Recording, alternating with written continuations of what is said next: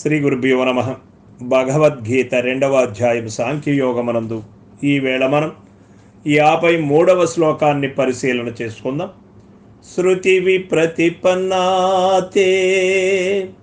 యథా స్థాస్యతి నిశ్చల సమాధావచలా బుద్ధికి తథా యోగమవాప్స్యసి తథా యోగమవాప్స్యసి.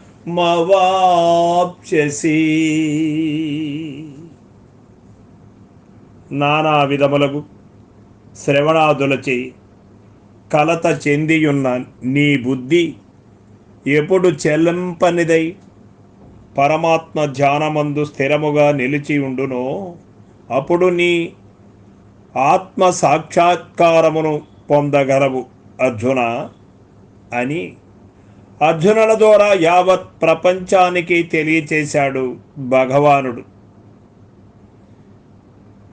వేదములందు ఈ ఫలమునకై ఏ కర్మను చేయుము, వేదములందు ఈ ఫలమునకై ఈ కర్మను చేయుము అని ఈ ప్రకారముగా చెప్పబడిన అర్ధవాద రూపములైన వాక్యము అనేకములను వినుట వలన బుద్ధి ఒకదాని యందును స్థిరత్వమును పొందక కలత చెంది ఉండును.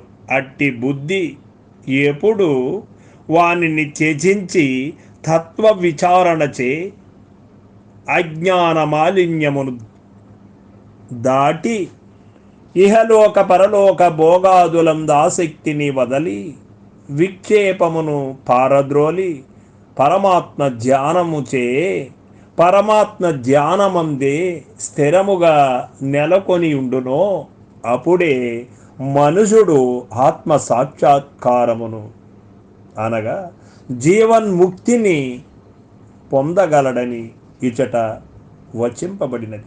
అట్టి స్థితి యోగమని పేర్కొనబడినది. ఇచట తెలుపబడిన యోగ శబ్దమునకు ఐక్యము, జీవాత్మ పరమాత్మల కలయిక అని అర్థము. బుద్ధి ఆత్మ యందు విలీనమవుటయే ఈ యోగము. అనేక బోధలు వినినను విని విని విని కలత నొంది ఉన్న బుద్ధి తుదకు విచారణచే దృశ్య విషయముల నుండి మరలి బుద్ధికి సాక్షిగానున్న ఆత్మయందెప్పుడు నిశ్చలముగా ధ్యాన నిమగ్నమై ఉండునో అప్పుడు ఉప్పు కళ్ళు సముద్రమునందు కలియునట్లు ఆత్మయందు విలీనమై పరమశాంతిని ఆనందమును పొందును. అప్పుడే యోగము అనగా ఐక్యము సిద్ధించినట్లగును అని భగవానుడు చుట సెలవిచ్చిరి. చిత్తము చపలముగానున్నచో ధ్యానము గాని యోగము గాని సంభవింపవని ఈ చోట స్పష్టముగా నిరూపింపబడినది. కనుకనే నిశ్చల అచల అను రెండు ఇక్కడ ఏం చెప్పాడు? ఒకటి నిశ్చల, రెండోది అచల అను రెండు విశేషములు చార్చబడినవి. చేయి వణుకుచున్నచో లేక దారపు కొన సన్నగా లేనిచో సూది రంధ్రమున ఆ దారమెట్లు ప్రవేశింపదు అట్లే ఏకాగ్రత నిర్విషయత్వము లేనిచో బుద్ధి అనగా మనస్సు ఆత్మయందు ప్రవేశింపదు అని మనకి ఇక్కడ తెలియబడుతూ ఉన్నది. కాబట్టి సాధకుడు శ్రవణము ఒకంత చేసి మనన నిధిధ్యాసములు మిక్కుటముగా చేయవలెను. మరియు శ్రవణముతోనే పని పూర్తి చేయరాదు, మననాదులను కూడా జరుపవలెను. కొద్దిగా విని ఎక్కువగా ఆచరించవలెను. ఇంకను దృశ్య విషయముల నుండి భోగముల నుండి చిత్తమును మరల్చి అంతర్ముఖమునర్చి ఆత్మయందు స్థాపితము చేయవలెను. చిత్తమేకాగ్రత కలిగి ఉండవలెను. చపలత్వమును వీడి ధ్యేయాకారమందే నెలకొని ఉండవలెను అని మనకి ఇక్కడ తెలియబడుతూ ఉన్నది. మనుజుడు ఆత్మ సాక్షాత్కారమును ఎప్పుడు పొందగలడు అను ప్రశ్న ఈ శ్లోకమున జవాబు చెప్పబడినది. ఆత్మానుభూతికి కాల నియమము లేదు. ఎప్పుడు చిత్తము విషయ విముఖత్వమును ఏకాగ్రతను పొందగలుగునో అప్పుడే మోక్ష స్థితిని అది పడయగలుగును. కనుకనే యథా అనగా ఎప్పుడు, తదా అప్పుడు అను రెండు పదములిచట ఉపయోగింపబడినవి. కావున జీవ బ్రహ్మైక్య రూపమగు యోగము మనుజునకెప్పుడు సిద్ధించును అనే ప్రశ్న మొదలైనప్పుడు బుద్ధి ఎప్పుడు నిశ్చలమై నిర్విషయమై ఆత్మ ధ్యానమందు స్థిరముగా నుండునో అప్పుడే జీవ బ్రహ్మైక్య రూప యోగము సిద్ధించును అని మనకు సమాధానం తెలియపడుతూ ఉన్నది. ఇక్కడ బుద్ధి ఎప్పుడు నిశ్చలమై ఉండునో అన్నాడు. మన పరిభాషలో మనకున్నటువంటిది ఏమంటే మనసు చపలత్వము కలిగినటువంటిది, మనసుకు నిలకడలేదు, మనసు నానా విధములుగా భ్రాంతికి లోనవుతూ ఉంటుంది.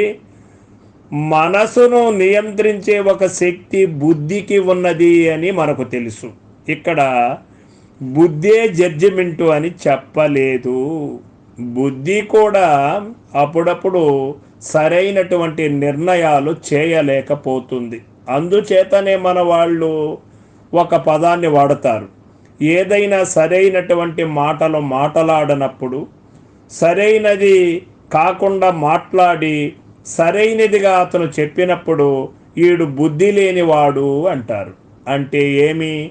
బుద్ధి అనేటువంటిది మనసుకు సరైనటువంటి నిర్ణయం జడ్జిమెంటు ఇవ్వనప్పుడు మనసు నానా విధములుగా పరిభ్రమించి బ్రేకులు లేని బైకు వలె అది ఎక్కడో ఒక చోట పడిపోవడం జరుగుతుంది. అందుచేత బుద్ధి పైన ఆధారపడవలసి ఉంటుంది మనస్సు.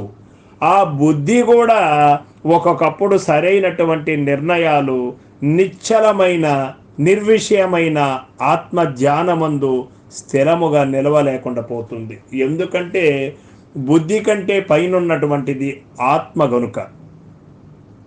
ఆ బుద్ధి ఎప్పుడైతే స్థిరముగా ఆత్మ యందు నిలకడ ఏర్పడుతుందో అప్పుడు ఆత్మ అనేది ఈ యొక్క శబలిత బ్రహ్మ 24తో మమేకమై జీవిస్తూ ఇక్కడే ఉన్నటువంటిది సూత్రాత్మగా ఉన్నటువంటి ఆత్మ.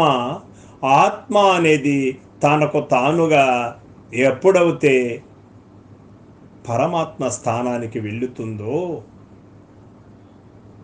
అప్పుడే నీవు లేకపోతావు.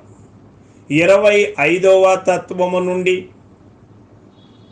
24ను దాటి 25లో జ్ఞాతగా నువ్వు ఉన్నంత మాత్రమున సమాధి స్థితిలో ఉంటావు. ఇట్లా జీవుడును కాకుండా అట్లా పరమాత్మను కాకుండా సమమైనటువంటి స్థితిలో ఉన్నప్పుడు సమాధి స్థితి అని మన పెద్దలు చెప్పారు. సమాధి స్థితిలో నుండి 25 నుండి 26లోకి ప్రవేశించినటువంటి వాడు బుద్ధి కుశలత కలిగిన వాడు.